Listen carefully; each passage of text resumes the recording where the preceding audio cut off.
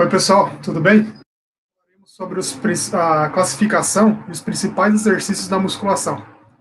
Tá? Continuando nosso assunto aí da nossa disciplina. Os tipos de exercícios eles podem ser divididos em mono, multiarticular, básico, específico, composto e isolado. Tá? Vamos falar um pouquinho sobre cada um deles, começando com multi e monoarticular.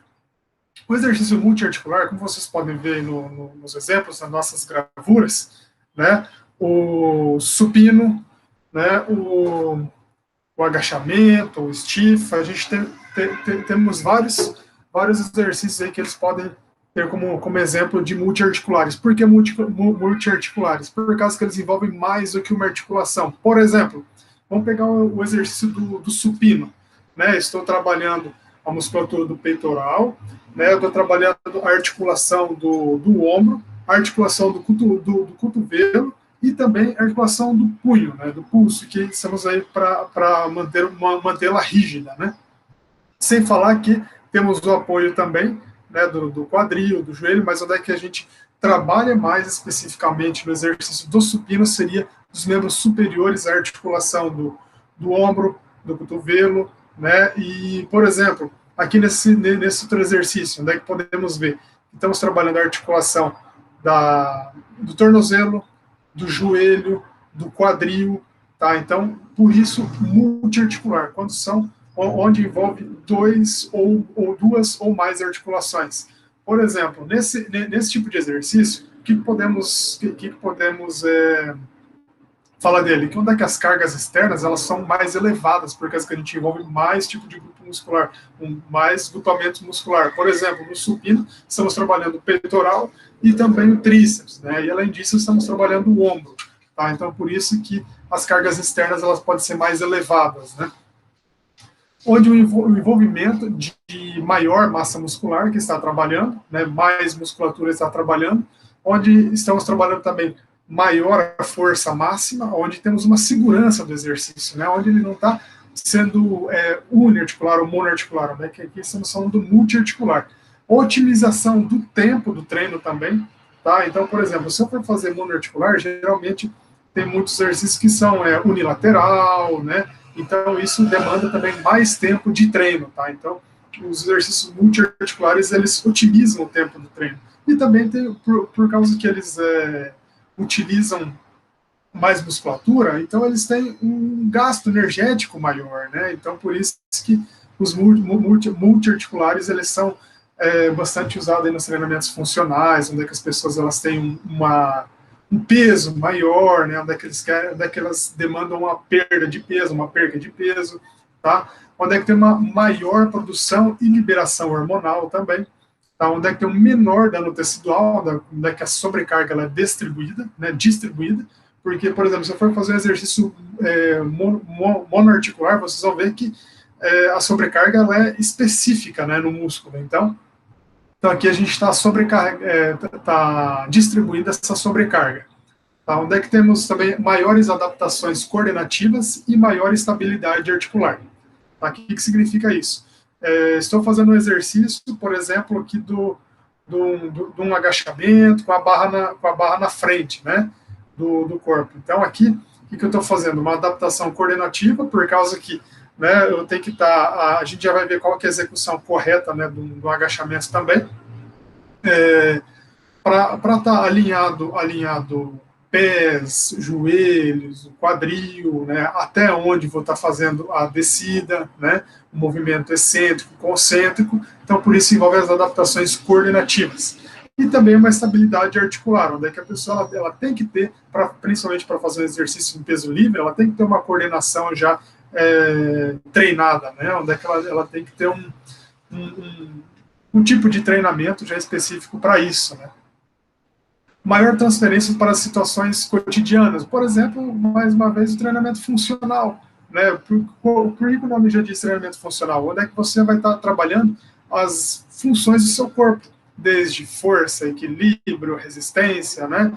Você vai estar fazendo, fez algum exercício que você te ajuda a baixar, pegar peso, sacolas de mercado e assim por diante, tá? Então, por isso são são mais transferência para situações cotidianas. Agora vamos falar dos exercícios monoarticulares. O que seriam os exercícios monoarticulares? Onde é que tem um isolamento muscular? Aqui, como exemplo, pegamos aí a rosca unilateral no Scott, né? E temos aí também a cadeira extensora, né? Então, onde é que envolve um isolamento muscular? Porque, por exemplo, aqui estamos vendo que não há participação das costas, ou do peitoral, ou da perna, o que seja, né? É simplesmente o músculo do bíceps que estou trabalhando, né? Aqui na extensora, né? Estou trabalhando simplesmente a musculatura dos extensores da perna, né? Do quadríceps. Então,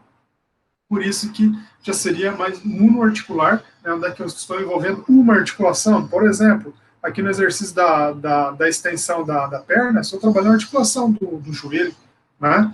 Ele também serve para reabilitar lesões, por causa que ele é mais específico, né? Onde é que há um isolamento muscular. Então, por isso, ele trabalha nas reabilitações das lesões, onde ele serve também para corrigir os déficits de força, tá? Onde é que tem o maior acúmulo de metabólitos, né? Eu estou trabalhando ali de uma forma mais específica, então, consequentemente, vai ocorrer um maior edema, um inchaço, ou até o mesmo pump, né? O famoso pump que a gente fala aí, vou treinar peitoral, né? Vou fazer um inchaço ali, um pump, né? Onde é que eu posso fazer uns crucifixos, tá? Onde é que eu consigo isolar mais? Enfim, vamos falar aqui do nosso bíceps, né? Aqui onde é que ocorre o maior dano tecidual, onde é que há um estresse local.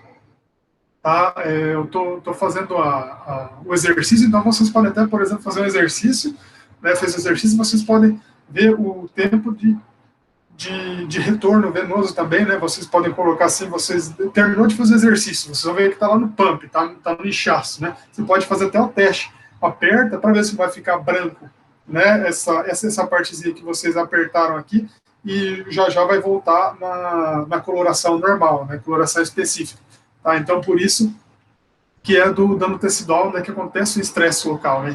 Irrigação sanguínea vai lá para o músculo, né, para a musculatura, né, que você está trabalhando. E também, né, os monoarticulares, eles têm mais uma facilidade de execução, né, onde é que a coordenação motora ela é facilitada, né? Às vezes ele exige um pouquinho mais de tempo, né, ele não otimiza tanto o tempo, mas a coordenação motora também ela é facilitada, tá? Temos exercícios básicos, tá? Exercícios básicos, por exemplo, vamos pegar um agachamento no multipower, tá? Onde é que o exercício básico ele pode ser transformado num exercício específico, tá? Onde é que eu quero dizer? Não é que o agachamento é exercício básico, tá? Mas a especificidade dele é o agachamento livre, por exemplo, né? Onde é que a dificuldade é maior. Tá, então, é nesse parâmetro que estamos querendo falar nesse slide aqui. Por exemplo, vamos pegar um voador. Né? Um voador já é um exercício básico de peitoral, um voador ou um voador frontal. Né? Agora, um exercício mais específico, né? Onde é que eu já estou envolvendo mais a musculatura, onde é que eu preciso de um pouquinho mais de coordenação, já seria o supino. Tá? Supino reto, inclinado ou declinado, o que seja. Agora, mais específico ainda, já seria um crucifixo. Né? Então, por isso que eu já estou falando do exercício básico, que a gente pode estar passando para o exercício específico. Tá joia? Temos também o exercício composto e o exercício isolado. Tá? Qual seria essa diferença? No exercício composto, pegamos aqui no hack, né? Onde é que o hack que você vai estar fazendo esse movimento excêntrico, vai estar descendo, concêntrico, você vai estar subindo. Tá? Então, esse movimento de descida e subida. Tá? Então, esse seria um exercício composto. Por que composto? Por causa que ele está envolvendo a musculatura do quadríceps anterior e posterior. Tá? Também estou envolvendo a musculatura aqui do core, né? Para estabilidade. Então, seria um exercício composto. Agora, vamos pegar um exemplo de exercício isolado. Um exercício isolado, vamos pegar a cadeira extensora, né, extensora unilateral. Estou trabalhando nada mais, nada menos do que a musculatura anterior da coxa, do quadríceps. Tá? Então, essa seria a diferença do exercício composto e isolado. Vamos lá para o nosso famoso agachamento. Aqui temos várias regras, né? Já conversamos aí também sobre nas aulas passadas, mas aqui eu vou especificar um pouquinho mais o nosso agachamento. Primeira coisa que vamos fazer no agachamento: desbloquear os quadris. Tá? O que seria isso? Flexionar os quadris. Faça como se fosse sentar em um banco, tá? Como se tivesse um banquinho aqui atrás. Tá? Então, utilize mais ou menos essa técnica aí, principalmente muitos instrutores, eles utilizam isso no dia a dia, né? Na prática do dia a dia, colocam um banquinho, né? Principalmente para as pessoas que têm dificuldade de coordenação, né? Colocam um banquinho atrás e falam assim, faça uma simulação de que você vai sentar no banco, né? Isso aí tem ajudado muito a estar fazendo esse tipo de exercício. Então, quando você for abaixar, os quadris, eles devem ir para trás, tá? Então, tem que cuidar para o quadris ele não ser o quadril ele ser projetado para frente, ele tem que ir para trás. O que mantém o peso sobre os tornozelos e empurra um pouco para trás o centro de gravidade, tá? Então, quando você for fazer o agachamento, o peso é lá no tornozelo e não na ponta do pé, tá? Se você for colocar o peso na ponta do pé, você já vai desestabilizar o nosso movimento, tá? Então, colocando a força lá no tornozelo. Tá? Então, os quadris eles sempre permanecem abaixo da barra. Dessa maneira, mantém os joelhos para trás e alinhados com os dedos do pé. Tá? Então, o que quer dizer com isso? Quando você for fazer um agachamento, cuidado para... É uma regra bem simples utilizada no dia a dia, que é mais fácil para a gente estar corrigindo. Né? Fala para o aluno, por exemplo, de não passar o joelho da linha da ponta do pé. Tá? Então, sempre jogar o quadril para trás, não é o joelho que vai para frente. Então, é o quadril que vai para trás, tá? Então, esse seria o movimento do agachamento. Tá? E mantenha o tronco o mais ereto possível e o pé deve estar voltado para a parede e não para o chão. Tá? Então, sempre quando você for estar fazendo o agachamento, né, então procurar não fazer esse movimento aqui, sempre voltado para frente, né, fazer uma postura bacana para ele estar voltado para a parede e não para o chão. Segunda regra, o alinhamento. Os tornozelos, joelho, quadris devem estar sempre alinhados para segurar uma linha força ideal e reduzir as tensões desnecessárias sobre os joelhos e os quadris. Tá? Então, porque o que nós estamos trabalhando aqui? O que a gente está treinando aqui? Quadríceps. Né? Então, a gente tem que jogar a força no quadríceps e não no joelho, tá? Porque tem gente que gosta de colocar um monte de carga, faz agachamento, né? Tudo errado. Então, tem que ter esse alinhamento bacana para ser feito o agachamento. Então, muitas vezes, os glúteos fracos ou os adutores rígidos, eles fazem que os joelhos se direcionam para dentro. Né? Então, você tem que cuidar também, quando você está fazendo o agachamento, cuidar para o joelho não vir nessa posição para dentro. Né? Você tem que mantê-lo, né, alinhado ou abduzido, por exemplo. Né? Às vezes, quando a gente faz um agachamento, pode ser agachamento abduzido também, né, que com a pontinha do pé para fora e não para dentro. Tá joia? Pés planos. Mantenha o peso centrado sobre a parte de trás dos pés, foi como acabamos de falar, né, do tornozelo, e se o peso se desviar para trás como deve, é muito difícil elevar os tornozelos. Então, se você está elevando o tornozelo, né, então significa que alguma coisa ali no movimento está errado. Você não está colocando a força toda no teu quadril, você está colocando na pontinha do pé e está forçando também o joelho, consequentemente. Tá? Então, por isso tem que trabalhar bem sempre aí os pés planos, joelhos para trás. Quando você está abaixando lentamente, os joelhos devem permanecer atrás de uma linha imaginária que estende para cima desde os dedos do pé. Então, assim, ó, aqui está os dedos do pé, tá? E você vai ter que imaginar uma linha, uma linha imaginária, né? Aonde o joelho, a articulação do joelho tem que estar para trás dessa linha. Tá? Isso para minimizar a tensão sobre as articulações e os tecidos conjuntivos ao redor. Então, quanto mais se aproxima os joelhos dos dedos dos pés, maior será a tensão produzida e o perigo. Tá? Então, quanto mais para trás você deixar o joelho, melhor. Tá? Então, fazer um movimento de sentar, pensando que tivesse uma cadeira ali atrás, tá? Vai ajudar bastante. Quinta regrinha, profundidade. Durante muito tempo, sempre se falava, você não pode fazer o agachamento mais ou além do que a 90 graus. Né? Então, hoje em dia, já sabemos que essa teoria ela já saiu por aí, né? Então ela já caiu, né? Já não está mais atualizada, onde você pode fazer um agachamento bem profundo também, claro, dependendo se você tiver alguma limitação ou não, e a tua coordenação para fazer o movimento. Você pode até descer, né, o suficiente para você estar fazendo um movimento bacana, daí vai ter um fortalecimento, um gasto, né, um esforço forte para você estar fazendo um agachamento, uma profundidade legal. Tá? Então, isso aí vai variar de pessoa para pessoa também, isso aí vai também influenciar o que é a flexibilidade. Tá? Tem pessoas que elas não fazem um agachamento numa profundidade bacana pelo fato delas não quiserem fazer, mas às vezes, se nós formos ver, até a flexibilidade dela não tá ideal para fazer o agachamento como ele deveria ser feito. Né? Então, por isso que a gente tem que sempre estar levando as considerações as individualidades de cada aluno. Sexta regrinha, abaixo. O que significa isso? Uma vez alcançada a posição baixa, reverta a posição cuidadosamente, sem dor, socos, ou subir com o corpo. Porque, por exemplo, às vezes quando você baixou, não tentar subir, dar um soco, né? Então, na verdade, tudo tem que ser um movimento contínuo, linear, beleza, você desceu, você subiu, né? Tem que cuidar com esse tipo de movimento também. Então, pense que está empurrando algo contra o solo, contra o pé, empurra os calcanhares até chegar em cima. Né? Então, quando você está fazendo um movimento de subida do agachamento, a força está toda no calcanhar, tá? Então, sempre está fazendo esse tipo de movimento aí e sem dar aquele soco, né? Você chegou lá embaixo e subiu rápido. Não, né? Então, claro, a subida vai ser um pouquinho mais rápida por causa da carga, né? E a descida vai ser bem controlada. O que não pode acontecer é aquele soco embaixo do movimento, né? A hora que você está terminando o movimento. Então, por isso, sempre tem que controlar a velocidade. Então, vamos pegar assim, para você aprender, claro, tem várias técnicas que você pode estar fazendo na musculação, né? Mas, a princípio, para você aprender a fazer um agachamento, você tem que controlar a velocidade.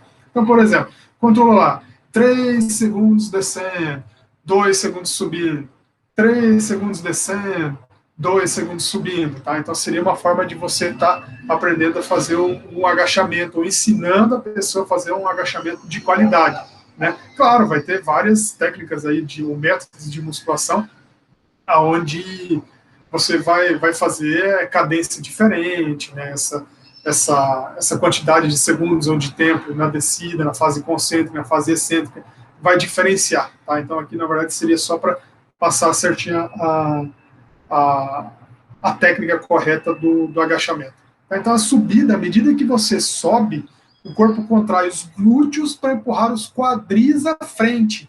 Tá? Então, a força está no glúteo. Então, quando você for subir, você está fazendo praticamente esse movimento aqui. Né? Você está forçando o teu glúteo para você subir o movimento. Tá? Então, essa força da subida é no glúteo. E os quadris lá chegou na frente e aí desceu. Tá? Então, esse vai ser o movimento. Os ombros e os quadris devem subir na mesma velocidade. Então, por exemplo, você está fazendo agachamento, não vai subir primeiro o tronco e depois subir a perna ou vice-versa. Né? Então, eles têm que subir de uma forma simultânea. Né? Então, você vai subindo o quadril e já vai alinhando o tronco também. Tá? A expiração, que é um suporte, o esforço desde a posição inicial até a chegada à terça parte do movimento de subida, sobretudo quando utilizo grandes cargas. Né? Então, por exemplo, a hora que uma técnica bacana que eu acho assim, para você estar fazendo a respiração, a inspiração ou a expiração, principalmente quando você faz a força, você solta o ar, ou seja, fazer a expiração. Né? Então, por exemplo, falando do agachamento propriamente dito, inspirou e expirou na subida. Tá? Então, isso aí vai ajudar. Tá? Porque os pulmões eles são como balões que ocupam mais espaço na cavidade torácica quando se enchem e atuam como suporte pneumático de ar para a coluna vertebral, uma espécie de cinturão de segurança. Sabe aqueles cinturões que todo mundo usa, assim e tal, não sei o que, para fazer o agachamento?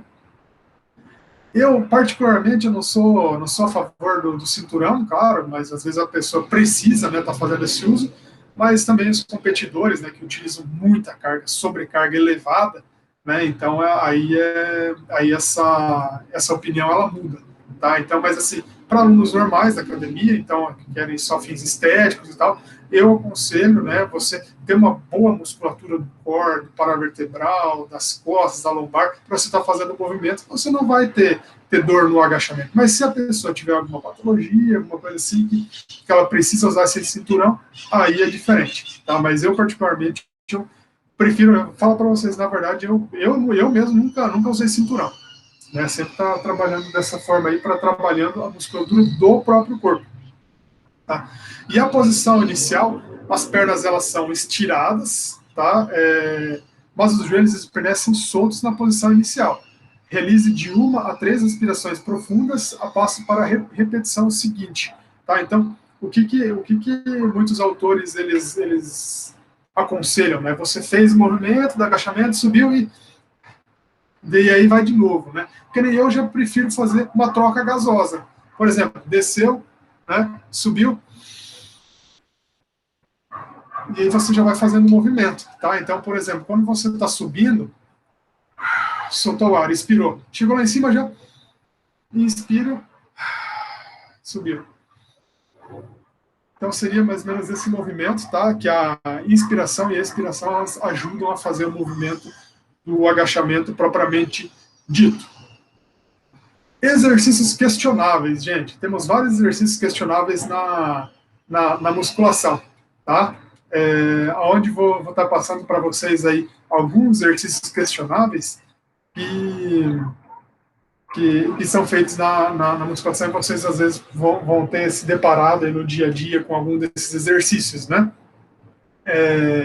Vocês já viram, por exemplo, lá vamos pensar aqui no agachamento, né? No agachamento, ou no hack, no agachamento hack, ou no agachamento multi, ou o que seja, né? Que é exercício para você trabalhar o quadríceps, né? Muita gente quer trabalhar ele isolando a posterior da coxa, né? Gente, lembrando que temos exercícios específicos para isso, tá? Então, olha a sobrecarga que está dando aqui na lombar da pessoa, tá? E esse exercício ele não é anatômico para fazer isso. Olha como é que está a cabeça dessa pessoa. Então, a cervical, né? Imagina a lesão que pode estar acontecendo, tá? Então, tem que cuidar muito com essas variações aí que fazem. Então, assim, os exercícios, né, as máquinas, elas são feitas para determinado exercício. Então, não tem muito o que inventar, né? Querer fazer alguma coisa diferente, né? Então, por exemplo, lá, a moça está querendo fazer exercício de panturrilha aqui, né? Então, olha a posição da cabeça. A cervical está praticamente aqui, né? E é muito perigoso você estar fazendo uma lesão na cervical, que ela pode vir a comprometer aí você pro resto da sua vida, né? Então, se você não tiver o devido cuidado, então é melhor evitar, né? Não orientar os alunos a fazer isso e conscientizá-los de que tem exercícios específicos para determinada musculatura e que vão trazer mais resultados, consequentemente, tá? Então, evitar fazer esse tipo de exercício aí, tá? Outro exercício questionável, temos lá a elevação frontal, tá?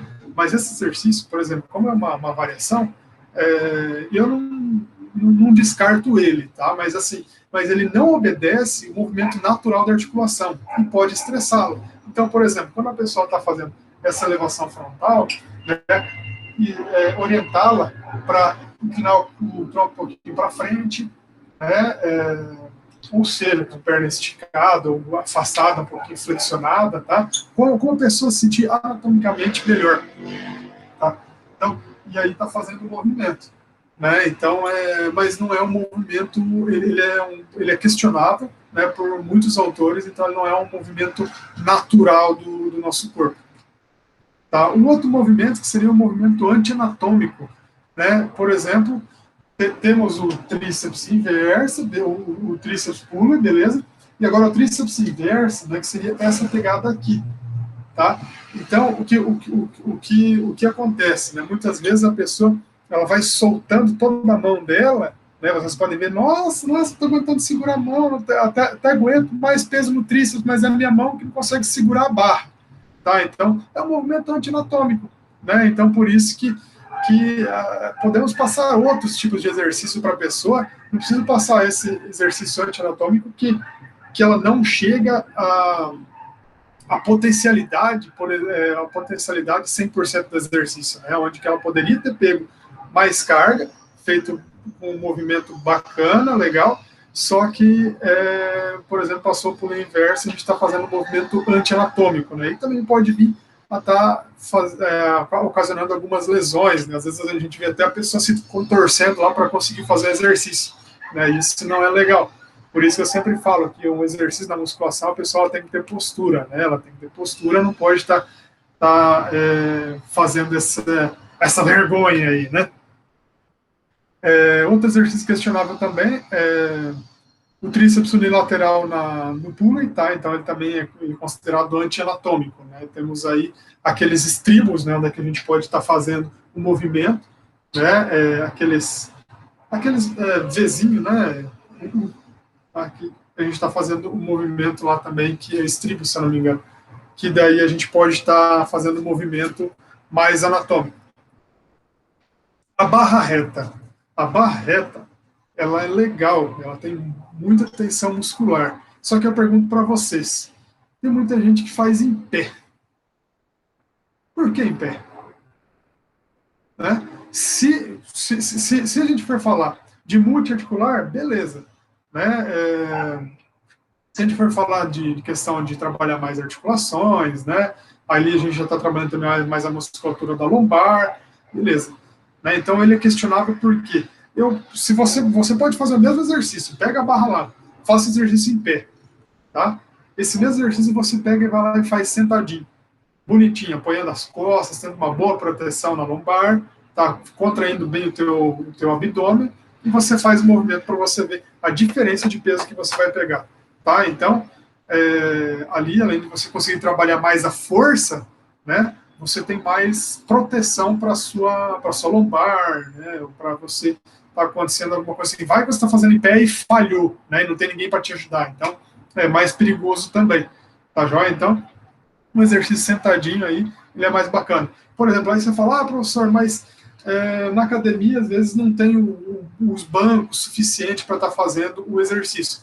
Bacana, gente. Por exemplo, o que eu faço quando a academia está cheia, né? Eu pego, vou lá, coloco um colchonetezinho no chão, vou lá e faço no multi, né? Ou até mesmo na barra guiada, na barra livre, vou lá, me ajoelho no chão e faço exercício. Tá? Com a colchonete no chão, vou lá e faço exercício, tá? Então é uma forma também de a gente minimizando, né, do que fazer em pé, né? Vamos dizer assim. Certinho, gente. Então essa é a primeira parte da nossa aula de hoje.